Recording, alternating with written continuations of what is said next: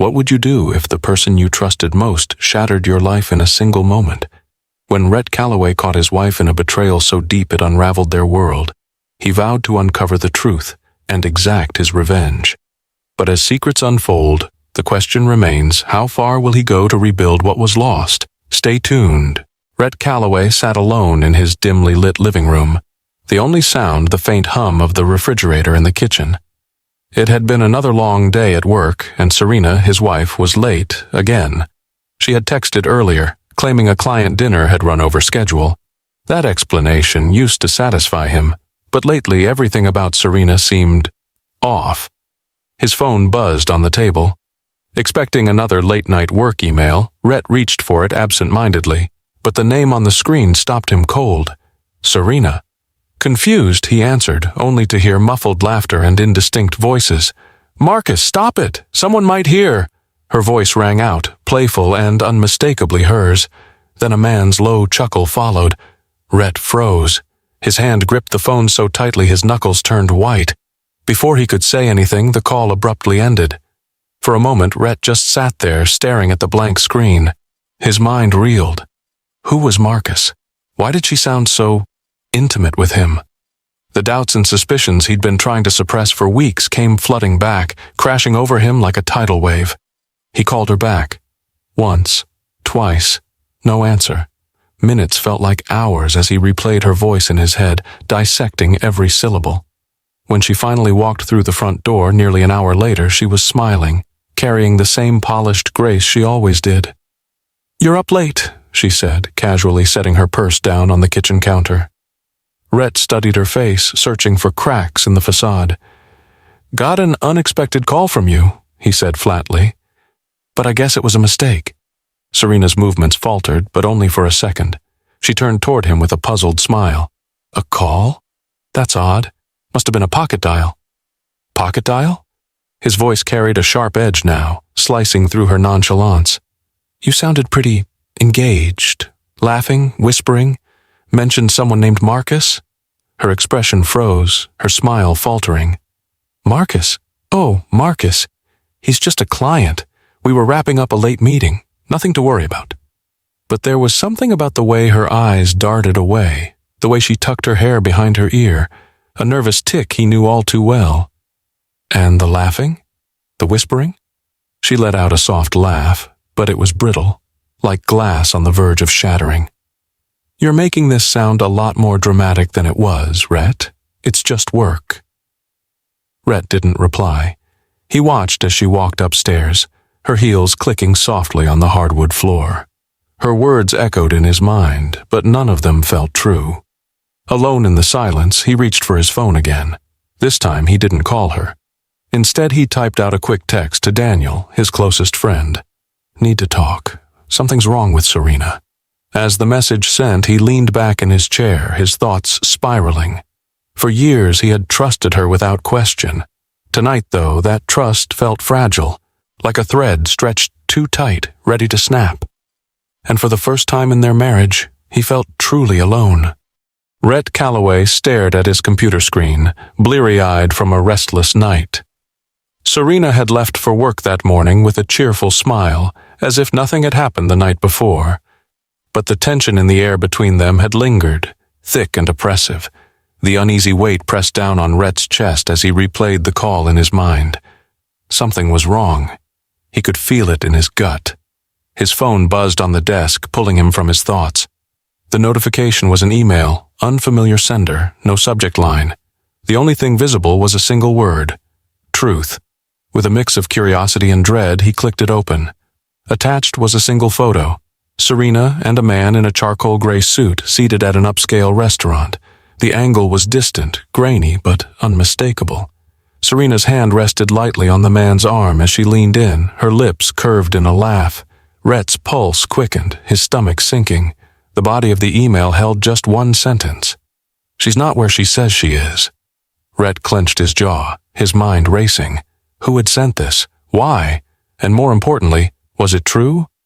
He felt the familiar pang of betrayal creeping in again, but alongside it was a flicker of anger. Was someone playing games with him? Or worse, confirming his worst fears? He forwarded the email to Daniel with a short note. "Need your advice. Call me."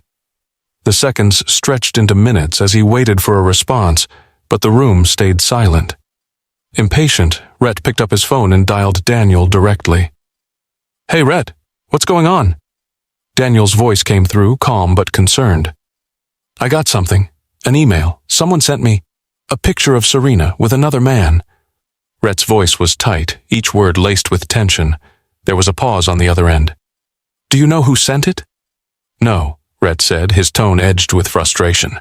"But whoever it is, they know something I don't, and they're not wrong about her lying. She's been acting off for weeks, Dan. Last night I caught her on a call. She didn't know I was listening. There was another man, Marcus." Daniel exhaled audibly. "That's rough, man. Have you confronted her yet?" "I did. She denied it, of course. Said he's a client."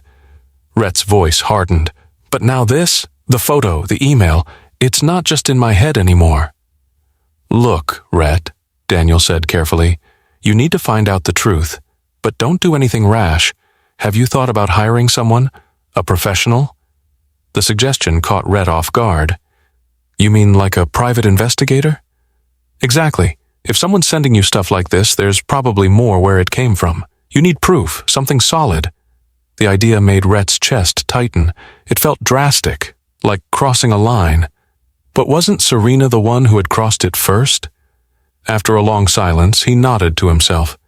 "I'll think about it." By the time he hung up, Rhett's mind was swirling. His hand hovered over the photo again, zooming in on the man. He had the polished look of someone accustomed to power, tailored suit, confident posture. He looked like the kind of man who took what he wanted without asking. That afternoon, Rhett found himself searching the internet for private investigators in San Antonio. His mouse hovered over a name in the listings, his hesitation bubbling to the surface. Did he really want to go down this road? His phone buzzed again, jolting him from his thoughts. Another email, same anonymous sender. This time, the subject line read, "Do you want to know more?" Below was a message. "Follow her tonight, 8 p.m. at Le Magnifique." Le Magnifique. Rhett knew the restaurant, a high-end French place downtown. His heart pounded in his chest as he read the message again. The decision was made for him.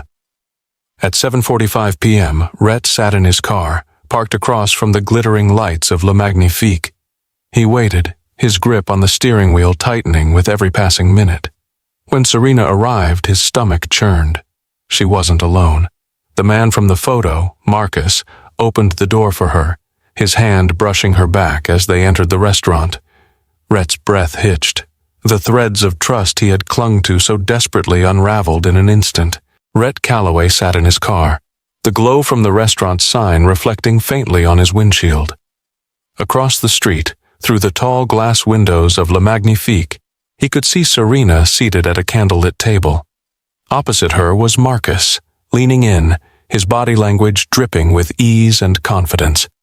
Rhett's stomach churned, a knot of dread tightening with every passing second. He adjusted his grip on the steering wheel, fighting the urge to burst into the restaurant. His better judgment held him back. He couldn't afford a scene, not yet. He needed clarity, proof. Let them sit there, let them talk. He would find out everything in time. The next day, Rhett made the call. The private investigator he'd found online, a man named Victor Delaney, listened attentively as Rhett laid out the situation. "I need the truth," Rhett said, his voice firm despite the emotional weight pressing down on him. "I need to know what's really going on." Victor promised to start immediately, and within hours, Rhett received his first update. "Your wife and Mr. Levin frequent the same spots. The restaurant last night wasn't their first meeting, and I doubt it'll be their last," Victor said over the phone. The investigator's calm, matter-of-fact tone felt like a dagger to Rhett's chest. Victor continued, "There's more.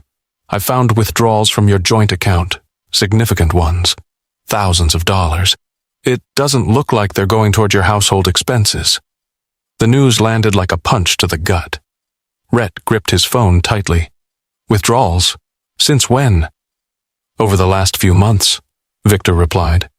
"Small amounts at first, but they've been growing steadily.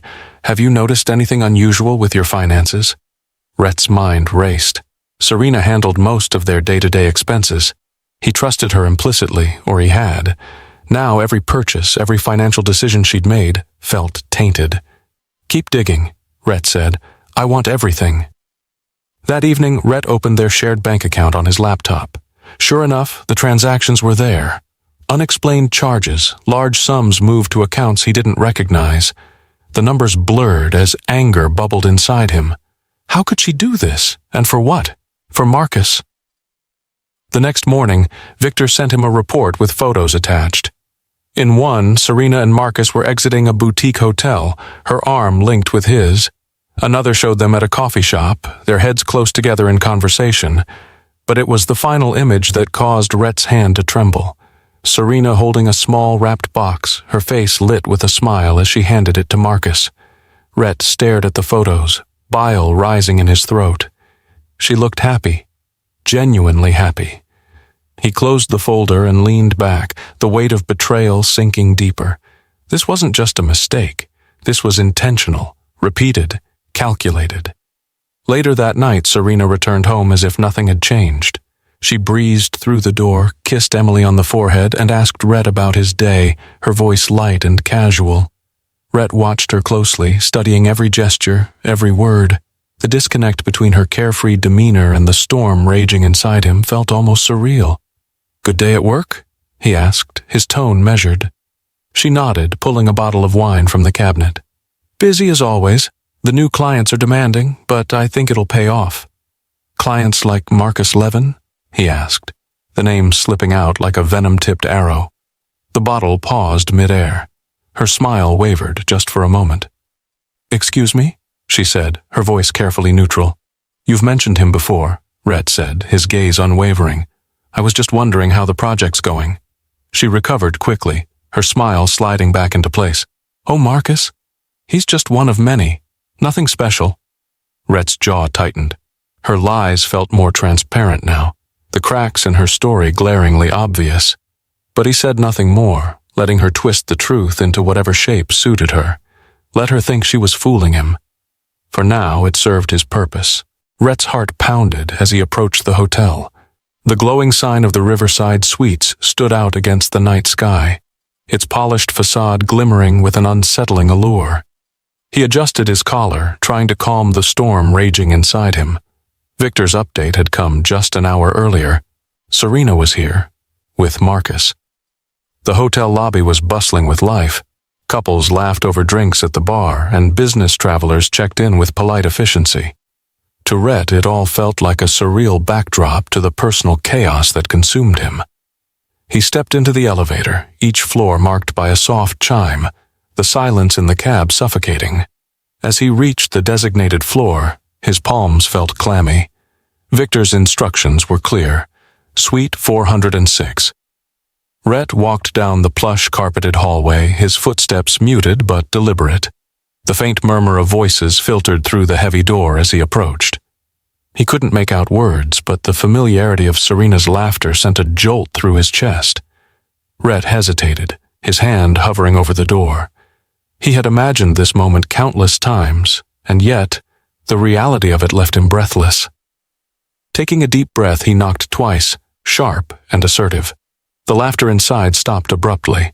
After a tense pause, the door opened just enough for Marcus's face to appear.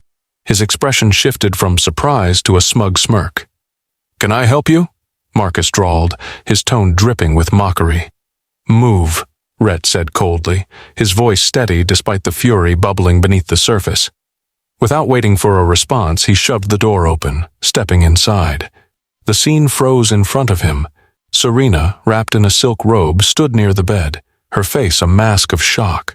The room was a carefully crafted intimacy, half-finished wine glasses on the table, soft music playing faintly in the background.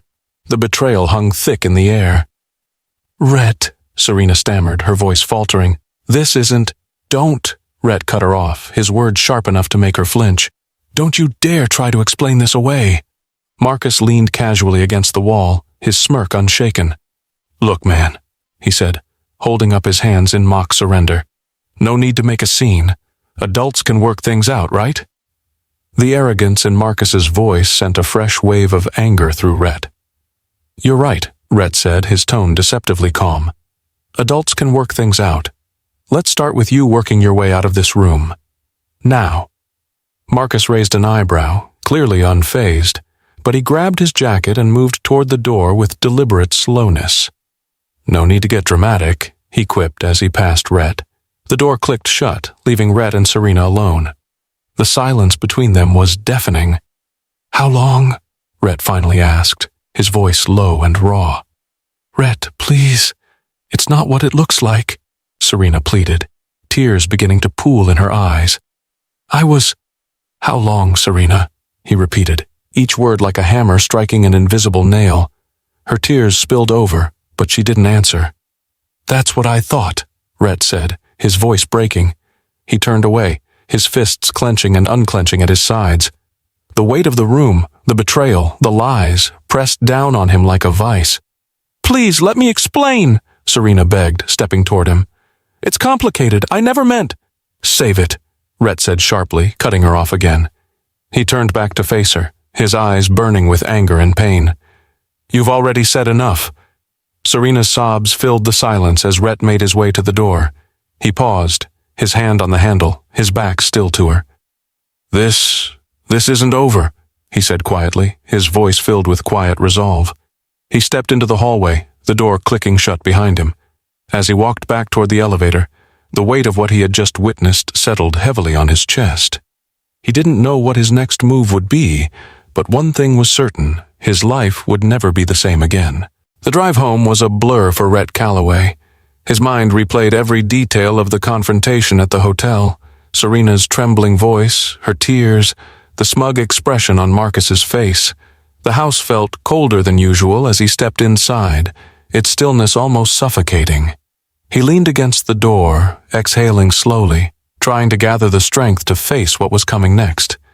Serena arrived minutes later. She entered quietly, as if the weight of her guilt had physically diminished her presence. She hesitated in the entryway, her eyes darting to Rhett, who stood silently in the kitchen, his back to her. Rhett, she began softly, her voice trembling. We need to talk. He turned to face her, his expression unreadable. You mean, now you're ready to talk? He asked, his tone laced with bitterness. Because it sure looked like you had plenty to say to Marcus. Serena flinched, her hands clasping tightly in front of her. It wasn't like that, I swear. Stop, Rhett interrupted, his voice rising slightly. Just stop, Serena. I was there. I saw everything. No more lies. Her eyes brimmed with tears as she took a hesitant step forward. I made a mistake. I know I did. But you have to believe me, Rhett. It didn't mean anything. Didn't mean anything? Rhett's voice cracked with disbelief. How long, Serena? How long have you been throwing away everything we built? Everything I thought we had for him? Serena's tears spilled over as she shook her head. It wasn't like that. I was confused. Confused? Rhett spat the word, his anger finally boiling over. You were confused while you were meeting him in hotels, while you were draining our bank account, while you were laughing with him like I never existed. Her silence was deafening. Upstairs, a door creaked open. Emily's small voice called out, laced with confusion and worry. Mom? Dad? Rhett's heart sank.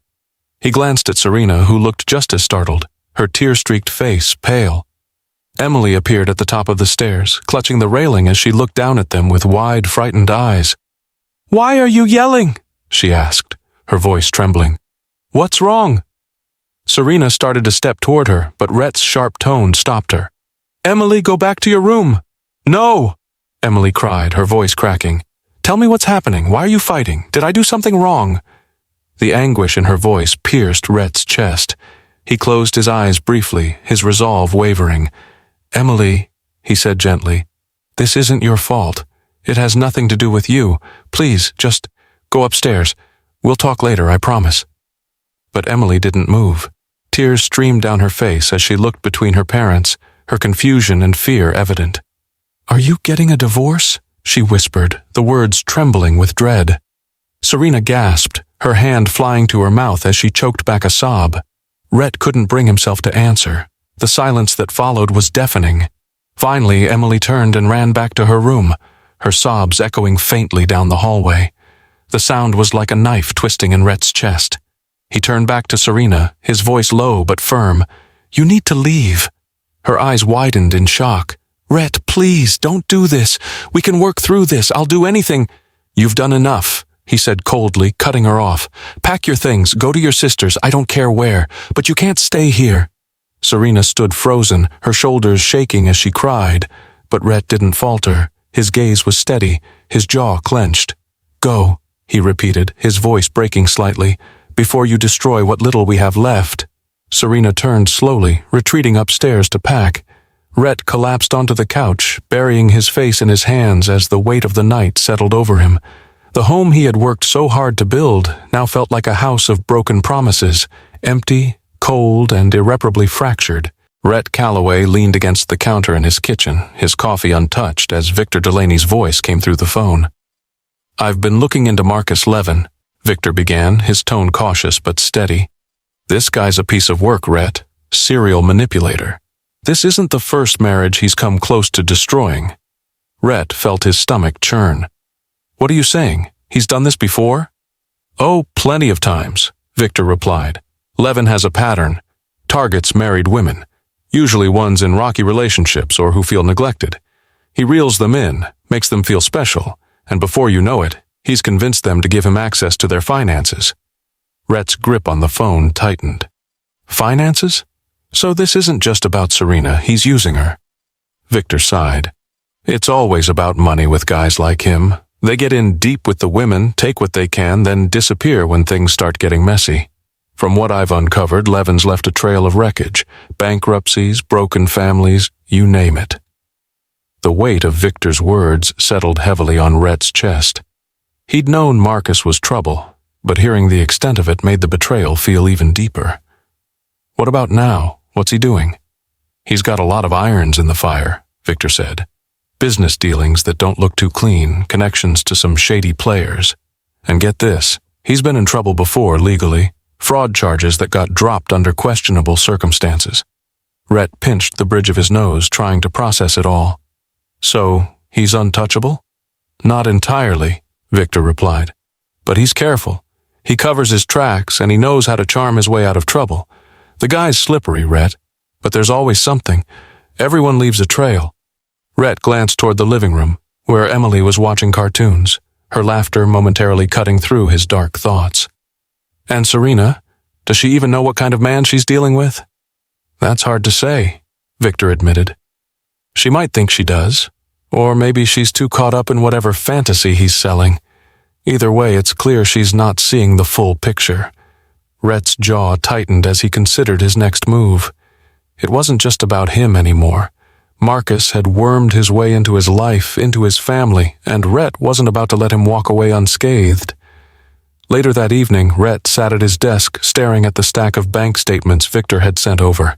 Each transaction Serena had made told a story: dinners, hotel rooms, expensive gifts, all funded by their shared account. It was like a paper trail of betrayal, each number on the page another stab to his chest. He picked up the phone and dialed Victor again. "I need more," he said without preamble. "I want everything you can find on him. Associates, deals, anything I can use to pin him down." Victor hesitated. "Rhett, I get it.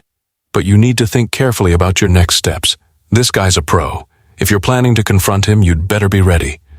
"Oh, I'm ready," Rhett said, his voice low and cold. "But this time, I'm not going in blind." The next day, Victor delivered another bombshell. "One more thing," he said over the phone. "Levin's married. Wife's name is Eleanor. From what I can tell, she knows more about his dealings than anyone else."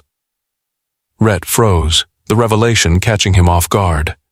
"Married?" he repeated, disbelief coloring his tone. "Yeah," Victor confirmed. "And from the looks of it, she's been keeping quiet for a long time. But I've got a feeling she's not as loyal to him as he thinks." Rhett leaned back in his chair, the gears in his mind turning. Eleanor Levin, a new name, a new angle. If she was the key to exposing Marcus, he had to find her. But how much more damage would come to light in the process? As he ended the call, Rhett stared out the window into the darkening sky. The shadows of Marcus's past were long and treacherous, but Rhett knew one thing for certain. He wouldn't let this man destroy what little he had left. Rhett Calloway sat in his car outside a suburban mansion, his hands gripping the steering wheel. The house was imposing, framed by tall oaks and a pristine lawn, but the warmth of its exterior did little to mask the cold truth of the man who lived there. This was Marcus Levin's residence, or more accurately, Marcus and Eleanor Levin's. Rhett had spent the last 2 days piecing together what Victor Delaney had found. Eleanor was an enigma. On paper, she seemed to have the perfect life. A successful career in real estate, charity work, and a marriage that, at least publicly, seemed unshakable. But Rhett knew better now. Marcus's life was a facade, and Eleanor had been living behind it for years. Rhett checked his watch. The time for hesitation had passed. He grabbed the folder of evidence Victor had compiled, stepped out of the car, and made his way to the front door. He rang the bell, his heartbeat echoing in his ears. Moments later, the door opened to reveal a woman who could only be Eleanor Levin. She was striking, with sharp, intelligent eyes and a presence that commanded attention, but there was a weariness in her expression, as if she carried an invisible weight. "Can I help you?" she asked, her tone polite but guarded. "I think you can," Rhett said, his voice steady. "My name is Rhett Calloway. I believe your husband has been seeing my wife." For a moment, Eleanor said nothing. Her lips parted slightly, her eyes narrowing as she studied him. Then, to Rhett's surprise, she stepped back and gestured for him to enter. "Come in," she said quietly. Inside, the house was as immaculate as the outside. Eleanor led him to a sleek, modern kitchen and offered him a seat at the island. She poured 2 glasses of water, sliding one toward him before sitting across from him. "You're not the first," she said finally, breaking the silence. Her voice was calm, but there was a bitter edge to it. Rhett blinked. "Excuse me? You're not the first man to come here with a story about Marcus and his habits." Eleanor's lips curled into a wry smile, but it didn't reach her eyes. "You wouldn't believe how many times I've had this conversation." "Then why stay?" Rhett asked, his frustration bleeding through. "If you know what kind of man he is, why stay married to him?" Eleanor's gaze hardened, though her voice remained level. "Do you think it's that simple? Marcus knows how to make people stay. He's manipulative, persuasive, and ruthless. You leave him, you lose everything, and sometimes you lose more than that." Rhett's stomach sank. "What do you mean?" Eleanor hesitated, her eyes flicking toward the windows as if someone might be watching. "Marcus doesn't just destroy women emotionally. He destroys them financially, legally. He has connections. If you try to stand against him, he makes sure you regret it." Rhett leaned forward, his voice low. "That's why I need your help. Marcus has already taken too much from me, my trust, my family. I can't let him keep doing this." For the first time, Eleanor's composure cracked. Her eyes glistened, but she quickly blinked the tears away. "What do you want from me?" "Anything you can give me," Rhett said. "Documents, accounts, anything that can prove what he's done. If we can expose him, we can stop him." Eleanor's expression softened, and for a moment, Rhett saw a flicker of hope in her eyes. She nodded slowly. "There's a storage unit," she said. "Marcus keeps files there. Financial records, contracts, even personal notes. If anyone has dirt on him, it's himself." Rhett's pulse quickened. "Can you give me the location?" "I can do better than that," Eleanor said, standing. "I'll take you there." As they made their way to the door, Eleanor paused, her hand on the handle. She turned to Rhett, her expression grave. "If we do this," she said, "you need to be ready for what comes next. Marcus doesn't forgive, and he never forgets." Rhett met her gaze, his jaw tightening. "Neither do I." Rhett Calloway paced the dimly lit parking lot outside the storage facility, his thoughts racing. Eleanor stood nearby, her arms crossed tightly against the evening chill. The air between them crackled with tension and unspoken fear. The address she had given him led to a nondescript row of units, each locked and anonymous. Somewhere behind one of those steel doors lay the ammunition Rhett needed to bring Marcus Levin down. "Are you sure about this?" Rhett asked, his voice low but firm. Eleanor nodded, her eyes darting nervously to the shadows. "I've never been more sure of anything," she said, though her voice carried a tremor. "But we need to be quick. If Marcus finds out—" She didn't finish the sentence, but the implication was clear. Rhett handed her the key she'd retrieved earlier from Marcus's desk. Together, they approached Unit 17B. The lock clicked open, and the metal door groaned as Rhett rolled it up, revealing neatly stacked boxes and filing cabinets. A single overhead light flickered on, casting long, eerie shadows across the space. Eleanor sifted through one of the cabinets, her hands moving quickly but methodically. "He keeps everything," she muttered. "Contracts, blackmail material, even his personal journal. He's arrogant enough to think no one will ever look." Rhett scanned the room, pulling open a box labeled Accounts. Inside, he found bank statements, offshore account details, and transaction records, all bearing Marcus's name. "This is it," Rhett said, his heart pounding. "This is what we need." But the triumph was short-lived. Outside, the sound of a car engine echoed through the quiet lot, followed by the sharp beam of headlights cutting across the darkness. Eleanor froze, her face draining of color. "It's him," she whispered.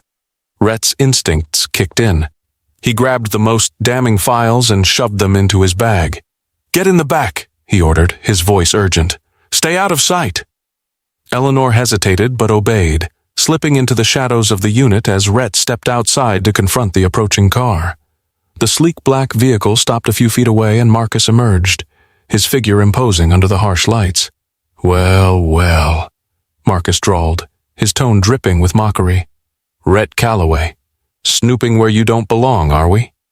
Rhett's jaw tightened, but he held his ground. "You've taken enough from me, Marcus. It ends here." Marcus laughed, a low, dangerous sound. "You think you're in control?" he asked, stepping closer. "You have no idea who you're dealing with."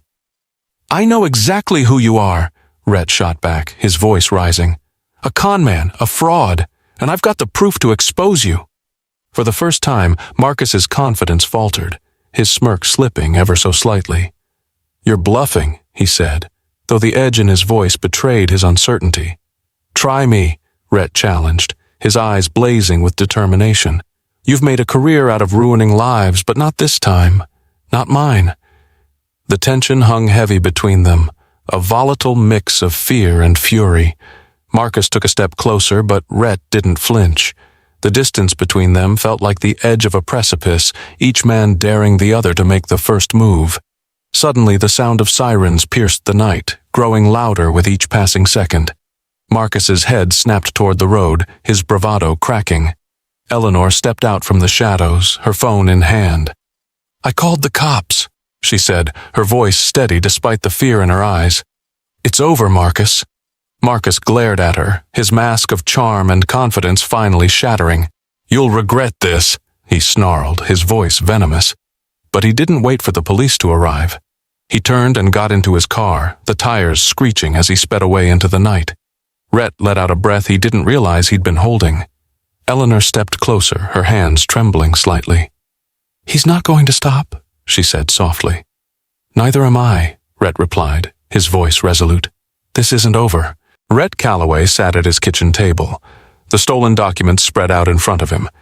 Each page revealed more of Marcus Levin's crimes: hidden accounts, falsified contracts, and blackmail materials used to manipulate his victims.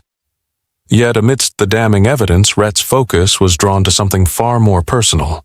Serena's name, scribbled in Marcus's sharp handwriting. The words "final transfer" and "leverage" sent a chill through Rhett's veins. What had she done? The doorbell rang, pulling Rhett from his thoughts. When he opened the door, Serena stood on the porch, her face pale and drawn.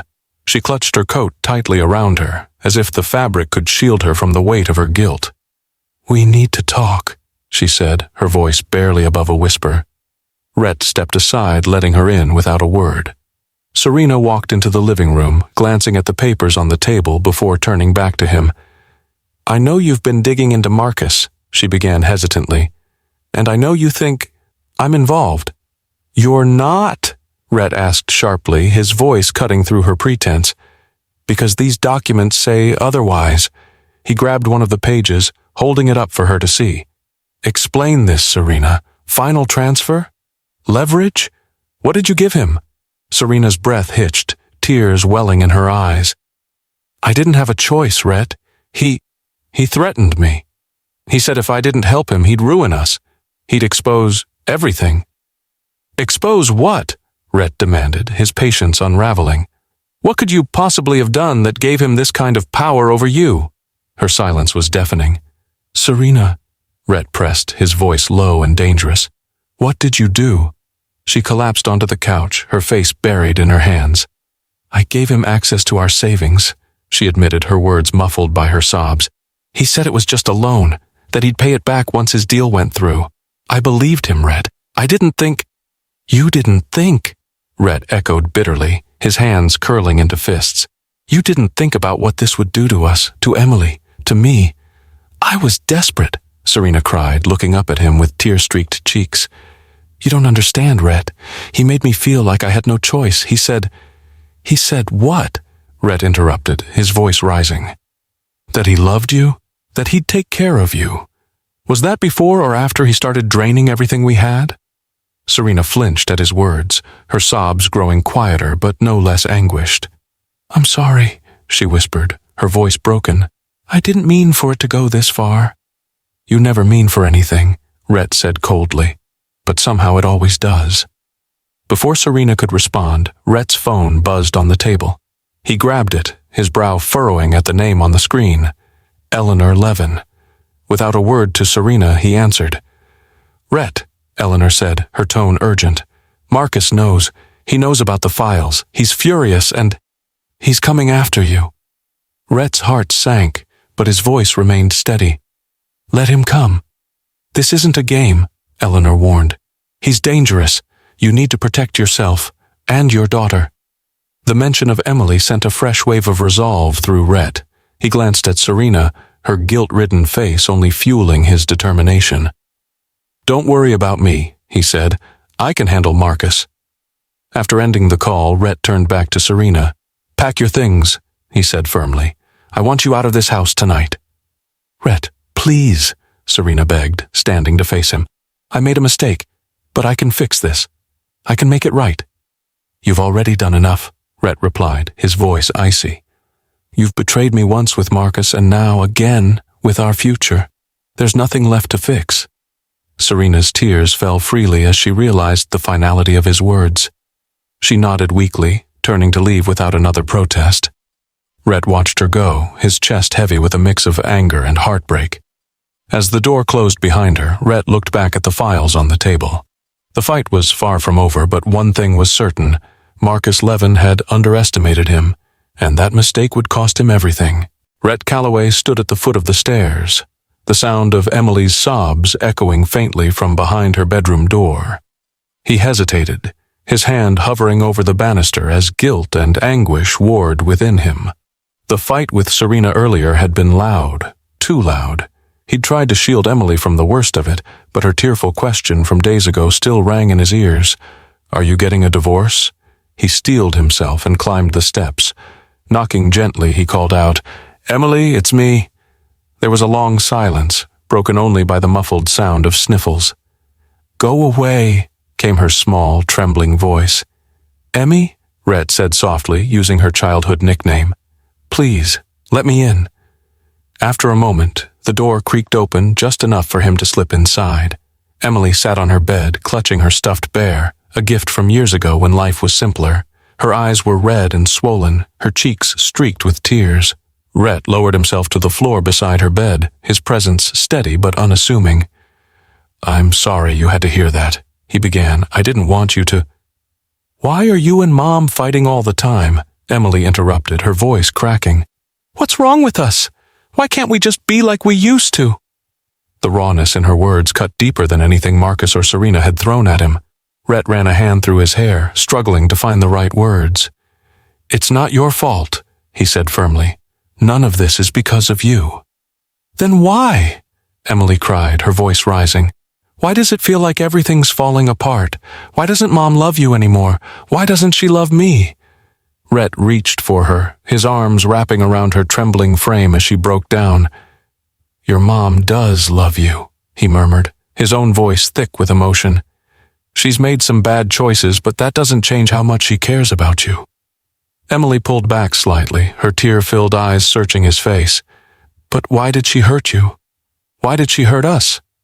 Rhett's chest tightened and he swallowed hard.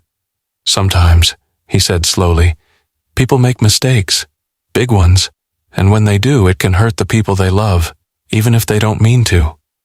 Emily hugged her bear tighter, her small frame seeming even smaller in the dim light of the room. "Are you and Mom going to leave me?" she whispered, her voice barely audible. Rhett's heart broke at the question. He leaned closer, holding her gaze. "Never," he promised. "No matter what happens, you'll always have me. I'm not going anywhere." Emily nodded, though her tears didn't stop. "But it's not the same anymore," she said quietly. "Our family, it doesn't feel like a family anymore." Rhett didn't have an answer for that. Instead, he reached for her hand, squeezing it gently.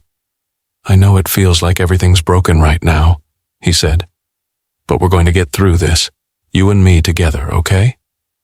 She hesitated, then nodded again, a tiny spark of trust flickering in her eyes. "Okay."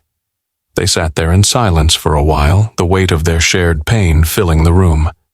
Eventually, Emily leaned her head against Rhett's shoulder, her breathing evening out as exhaustion overtook her. Rhett stayed there, unmoving, his heart heavy with the knowledge that the road ahead would be anything but easy. But as he held his daughter, he made a silent vow. No matter how hard it got, he would protect her from the worst of it. She deserved that much. She deserved a father who wouldn't give up. The conference room buzzed with anticipation, reporters and photographers jostling for the best position.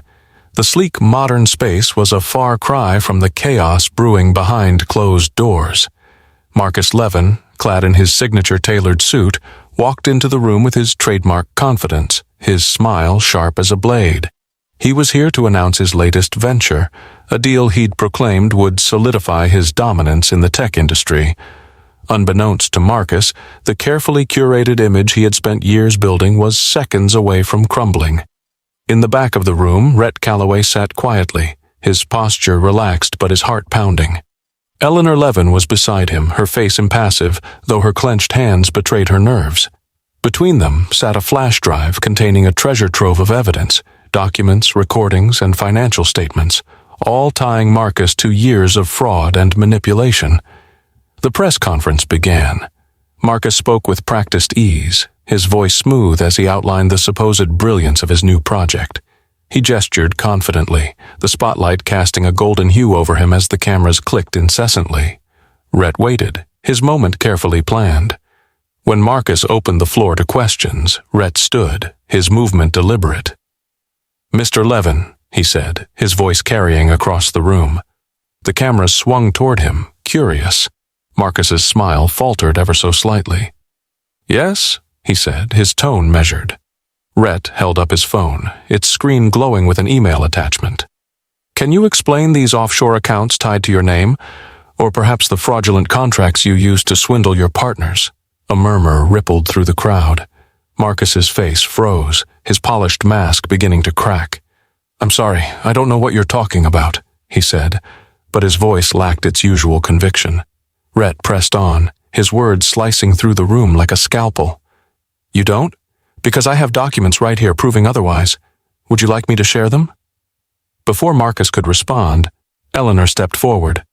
"Maybe I can help," she said, her voice calm but icy. The room collectively gasped as the wife of Marcus Levin produced a folder from her bag, its contents spilling onto the podium, a damning collection of evidence implicating Marcus in everything from embezzlement to bribery. "This is absurd!" Marcus bellowed, his composure unraveling. "These are lies! Fabrications!" But the room had already turned against him. Reporters bombarded him with questions, their voices blending into a cacophony of chaos. Flashes from cameras illuminated his panicked expression, the once unshakable businessman reduced to a figure of desperation. The coup de grace came from one of the reporters. "Mr. Levin, the SEC has confirmed an investigation into your dealings. Care to comment?" Marcus paled, his mouth opening and closing wordlessly. The once commanding presence was now a man cornered, his empire of deceit exposed to the world. As security escorted Marcus out of the room, Rhett exchanged a glance with Eleanor. For the first time, she allowed herself a small, bittersweet smile. "It's done," she said softly, though her tone carried the weight of years of pain and silence. But Rhett knew better. This was only the beginning of the fallout. Marcus might have been publicly disgraced, but the consequences of his actions would ripple far beyond this room. Later that evening, Rhett sat in his car, the adrenaline from the day's events finally ebbing. He glanced at his phone where a text from Eleanor waited. "Thank you for standing with me. Now it's time to rebuild what he took from us." Rhett exhaled deeply, the weight of his own journey pressing heavily on his chest. He thought of Emily, her tear-streaked face still fresh in his mind, and of Serena, whose choices had brought them all to this point. For the first time in weeks, he felt a glimmer of hope. Though faint, it was enough to remind him that the fight wasn't over. He put the car in drive and headed home, ready to face whatever came next. Serena sat on the edge of her sister's worn-out couch, staring blankly at the unopened letter in her hands. The room was quiet, except for the occasional creak of the old ceiling fan. Her sister, Gloria, bustled in the kitchen, pointedly avoiding eye contact. The air between them was heavy, fraught with unspoken judgment and pity. The letter was from the bank, another reminder of how far she'd fallen. With trembling fingers, she tore it open, already knowing its contents. Overdue balances, mounting penalties, her once perfect credit, her carefully built life, now reduced to ash. "Serena," Gloria's voice cut through the silence. "How long are you planning to stay here?" Her tone was sharp, though not unkind. Serena looked up, her eyes hollow. "I don't know," she whispered. I need more time." Gloria sighed, wiping her hands on a dish towel. "Time won't fix this. You need to figure out what comes next. You can't keep running from what you've done." "What do you think I've been doing?" Serena snapped, her voice breaking. "I lost everything, Gloria. My husband, my daughter, my home. Do you think I don't know how badly I've messed up?" Gloria's expression softened, but she didn't relent. "Then do something about it." The words echoed in Serena's mind long after Gloria left the room. She had spent weeks drowning in regret, consumed by the magnitude of her mistakes. But the truth was unavoidable. Marcus had used her, and she had let him. Her selfish choices had shattered the very foundation of her family. Later that evening, Serena found herself walking aimlessly through downtown San Antonio. The city, vibrant and alive, felt like a cruel contrast to the emptiness she carried inside. Her steps led her to a small community center, its bright neon sign advertising volunteer opportunities. For the first time in weeks, she hesitated. Not out of fear, but out of a desperate need to feel something other than shame. Inside, the center buzzed with activity. Volunteers bustled around, preparing meals for the homeless. Serena approached the front desk, her voice barely above a whisper. "I'd like to help." The coordinator, a kind-faced woman named Maria, looked her over with a mixture of curiosity and compassion.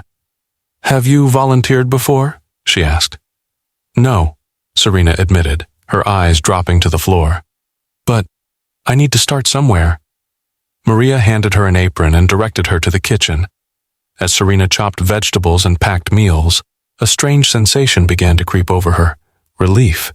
For the first time in months, she wasn't consumed by her own problems. The weight of her guilt, though still heavy, felt slightly more bearable. As the night wore on, Serena found herself listening to the stories of the people she was helping. Their struggles, their resilience. It humbled her in ways she hadn't expected. When she returned to Gloria's that night, she felt a glimmer of something she hadn't felt in a long time. Hope. But that hope was short-lived. The next morning, Serena received a call from Rhett. His tone was cold, distant, the sound of a man who had nothing left to give. "Emily doesn't want to see you right now," he said, the words landing like a blow to her chest. "Rhett, please," she begged, tears streaming down her face. "Just let me talk to her." "Not yet," he replied firmly. "She needs time, and frankly, so do I." When the call ended, Serena sat motionless, the phone slipping from her hand. She had hoped her small steps toward redemption would mean something, but the road back to her family was longer than she had ever imagined, and there were no shortcuts. As the days turned into weeks, Serena continued to volunteer, throwing herself into the work with a fervor that surprised even her. She didn't know if it would be enough to fix what she'd broken, but for now, it was the only thing keeping her afloat. Rhett Calloway stood in the living room of what was once his home. The sunlight streamed through the curtains, casting long shadows over the familiar furniture. The walls still bore the faint outlines of pictures he had taken down, the family portraits that once told the story of a life now fractured beyond repair. Today, it was time to say goodbye. Serena walked through the door, hesitating in the entryway. She looked worn, her shoulders slumped under the weight of everything she'd lost. She had come to collect the last of her things, the final remnants of a life that no longer belonged to her. "Rhett," she said softly, her voice tentative. "Thank you for letting me come." He nodded curtly, gesturing toward the boxes stacked by the door. "It's all there. I made sure nothing was missing." Serena stepped closer, her gaze scanning the room. Each box felt like a piece of her that had been stripped away, the culmination of choices she couldn't take back. She turned to Rhett, her eyes pleading. "I know I can't fix what I've done, but I need you to know I never meant to hurt you, or Emily." Rhett's jaw tightened, the words cutting through him like glass. "Intentions don't matter, Serena. Actions do, and your actions destroyed everything." Her tears came quickly, silently. She reached out as if to touch him, but thought better of it, letting her hand fall to her side. "I know," she whispered. "I'll regret it every day for the rest of my life." There was a long silence between them, the kind that spoke volumes more than words ever could. Finally, Rhett broke it. "I filed for full custody of Emily. She needs stability. She needs a life without this chaos." Serena nodded, though the pain in her eyes was palpable. "I understand. But please, don't keep her from me completely. I'll do anything to prove I can be better. For her." "I hope you do," Rhett replied, his voice steady but devoid of warmth. "Because right now I don't have any reason to believe you." Serena bent down, picking up one of the boxes.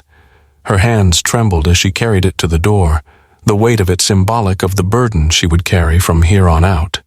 Before she stepped outside, she turned back one last time.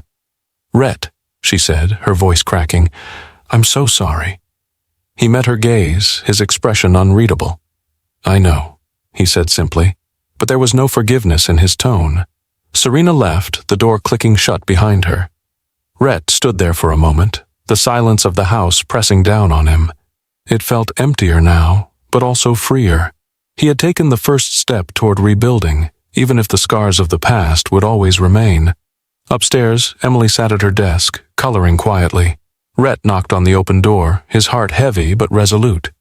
"Hey, sweetheart," he said, sitting beside her. "How are you holding up?" Emily looked at him, her young face etched with worry. "Mom left again, didn't she?" Rhett nodded, brushing a strand of hair from her face. "She did, but I'm here, and I'm not going anywhere." Emily hesitated, then leaned into him, her small arms wrapping around his neck. "I love you, Dad." Rhett held her tightly, his eyes closing as he fought back tears. "I love you too, Emmy. More than anything." As the day wore on, Rhett packed away the last of the memories he didn't need anymore. He knew the journey ahead wouldn't be easy, but for the first time in a long time he felt like he had a chance. A chance to give Emily the life she deserved, and maybe even a chance to find peace for himself. Rhett Calloway sat on the couch, the quiet hum of the house filling the air. A small stack of mail sat on the coffee table, untouched for days. He absently sifted through the envelopes, bills, and advertisements until his hand froze over one letter. It was handwritten, the familiar curve of the script instantly recognizable. Serena. He set the rest of the mail aside and held the envelope for a long moment. Part of him wanted to throw it away, to let it join the growing pile of things from her that no longer mattered. But another part, the part that still carried a faint echo of the love they once shared, compelled him to open it. Unfolding the paper, Rhett's eyes scanned the opening lines. "Rhett, I know this is probably the last thing you want to hear from me, but I couldn't let everything end without saying what I need to say. I owe you more than an apology. I owe you the truth, even if it's too late." He leaned back, the weight of her words sinking in. He continued reading, each sentence cutting deeper than the last. "When we got married, I thought I knew what love was. I thought I knew how to build a life, how to be the wife and mother you deserved. But somewhere along the way, I let my own fears, my insecurities, and my selfishness take over. I let myself believe that the grass might be greener somewhere else, that I wasn't enough unless I chased something more, and in doing so, I destroyed everything. You gave me everything, Rhett. Your trust, your loyalty, your love, and I betrayed all of it. Not because I didn't love you, but because I was too broken to see the beauty in what we had. Marcus wasn't worth it. Nothing about what I did was worth it, and I will spend the rest of my life carrying that regret. Rhett's chest tightened. He could hear her voice in every word, could see the tears that likely stained the page as she wrote. I don't expect forgiveness. I don't even know if I deserve it. But I need you to know that I'm trying to be better for myself and for Emily. I started volunteering at a shelter, and for the first time in years, I feel like I'm doing something right. I'm finding pieces of myself I thought I'd lost forever. I also know that the damage I've done can't be undone. Emily may never look at me the same way again, and that's a pain I'll carry forever. But I hope one day she'll understand that I loved her. I still do, and I always will. Thank you for being the father she needs, even when I failed. Thank you for standing strong when I was too weak to. You are a better man than I ever deserved. Goodbye, Rhett. I hope you find the happiness I couldn't give you, and I hope in time you'll find it in your heart to remember the good parts of what we had. Serena. Rhett folded the letter slowly, his hand steady despite the storm raging inside him. He stared at the envelope, his mind swirling with memories, anger, and an overwhelming sense of loss. The sound of small footsteps broke his reverie. Emily appeared at the edge of the room, clutching her favorite stuffed bear. "What's that?" she asked, her voice soft. Rhett looked at her, his heart aching. "It's a letter from your mom." Emily hesitated, then took a cautious step closer. "Is she okay?" Rhett nodded, though his voice was thick when he answered. "She's trying to be. Will we see her again?" Emily's question hung in the air, fragile and hopeful. "Maybe," Rhett said, kneeling to meet her gaze. "But for now, it's just you and me, and we're going to be okay, I promise." Emily nodded, her small hand reaching out to take his. As Rhett held her close, the letter lay forgotten on the table, its words a testament to a chapter that had finally, irrevocably, come to an end. The soft glow of the morning sun spilled across the grassy field, casting long shadows from the rows of folding chairs set up for the community event. Children laughed as they chased each other near the stage, their carefree joy a stark contrast to the quiet introspection on Rhett Calloway's face. He stood near the edge of the field, watching Emily as she played with a group of friends. Her laughter rang out, pure and unburdened, and it warmed his heart in a way he hadn't felt in months. This event was a milestone, a symbol of moving forward. Hosted by the local shelter where Serena had begun volunteering, it was a day of celebration and rebuilding. Rhett had been hesitant to attend, unsure of what emotions it might stir, but Emily had insisted. "It'll be fun, Dad," she'd said, her wide-eyed optimism pulling him out of his doubts. Rhett watched as Emily waved at him, her smile bright and full of life. He waved back, a small smile tugging at his lips. She had been through so much, but her resilience amazed him every day. He vowed again, silently, to do everything in his power to protect that light within her. "Rhett?" A familiar voice broke his thoughts. He turned to see Eleanor Levin approaching, her expression warm but tinged with the weight of shared experience. She looked different today, lighter, as if the storm clouds that had once surrounded her had begun to lift. "Eleanor," Rhett greeted her, his tone genuine. "It's good to see you." She nodded, glancing toward the stage where a group of volunteers was setting up. "It's strange, isn't it? Being here, after everything?" Rhett followed her gaze, his hands slipping into his pockets. "Strange, but right. It feels like the start of something new." Eleanor smiled faintly, her eyes softening. "You've come a long way, Rhett. We both have." Their conversation was interrupted by the sound of applause as the event officially began. A speaker took the stage, thanking the volunteers and attendees for their support. Among them, Serena stood to the side, her hands clasped nervously in front of her. She had kept her distance from Rhett and Emily all morning, an unspoken understanding that her presence was still a delicate matter. As the speaker continued, Serena's gaze drifted to Emily. and a flicker of emotion crossed her face, pride, sadness, and perhaps a glimmer of hope. Rhett caught the look and felt an unexpected pang of compassion. Despite everything, he knew she was trying. It didn't erase the past, but it was something. After the speeches ended, Emily ran up to Rhett, holding a small flower she'd picked from the field. "For you, Dad," she said, grinning as she handed it to him. He crouched to her level, taking the flower with a chuckle. "Thanks, Emmy. It's beautiful, just like you." Emily beamed, her happiness contagious. "Can we stay a little longer? I want to help pass out food." "Of course," Rhett said, ruffling her hair.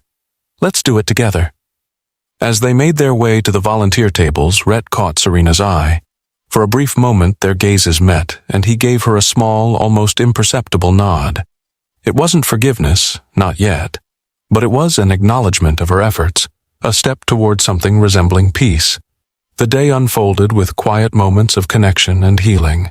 Rhett watched as Emily thrived, her laughter a reminder of why he had fought so hard to hold their world together. And for the first time in a long time he felt the weight of the past begin to lift. As the sun began to set, casting the field in a warm golden glow, Rhett stood with Emily at his side. They watched the last of the attendees leave, the promise of a new chapter stretching out before them. "Dad," Emily said, leaning into him, "do you think everything's going to be okay now?" Rhett looked down at her, his heart swelling with love and determination. "Yeah, Emmy," he said, his voice steady. "I think it is." And as they walked away from the field hand in hand, Rhett knew that while the scars of the past would always remain, they no longer defined him. This was their new beginning, one built on hope, resilience, and the unbreakable bond between a father and his daughter.